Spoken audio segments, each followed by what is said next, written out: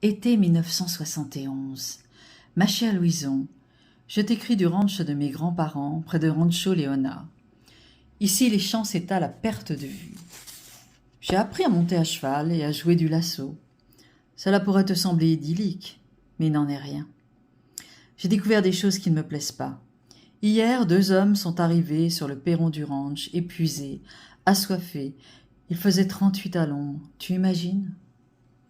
Ils réclamaient juste un peu d'eau et de nourriture. Il était facile de deviner que de la frontière mexicaine, ils étaient venus à pied. C'est du moins ce que j'ai imaginé.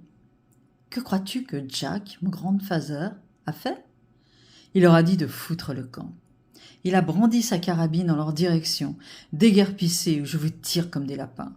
Les 2 pauvres bougres n'ont pas demandé leur reste et sont partis en claudiquant dans leurs godillots usés.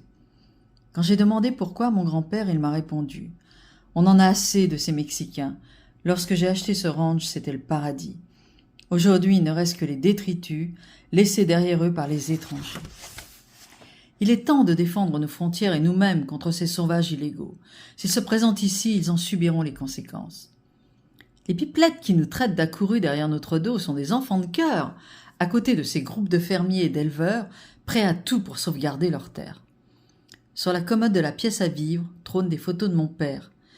Tu sais, à le regarder, je n'y vois qu'un étranger.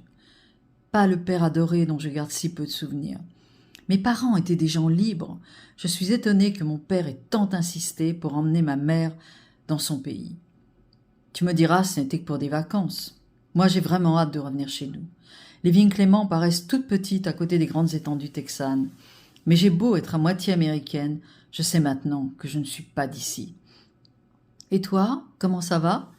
Impatiente de prendre l'avion le 23 août et de te retrouver.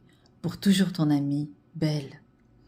Pensive, Louison replia la lettre qui venait de si loin. Avec soin, de l'enveloppe par avion, elle avait décollé le timbre à l'effigie de Buffalo Bill. Voilà que son amie ne se plaisait pas là-bas. Quand je pense que, comme M. Clément, j'avais peur qu'elle ne revienne pas. Vint à l'esprit de Louison qu'il ne fallait jamais envier personne. Sur cette terre, chacune et chacun portait son fardeau. De tout temps, elle avait admiré l'audace de son ami, son franc-parler, son côté rebelle et insoumis. Elle avait trouvé extraordinaire de l'avoir parti en voyage de l'autre côté du continent. Elle comprit que pendant son séjour, Belle avait grandi, mûri. N'a-t-on jamais fini d'aller à la rencontre de soi-même ?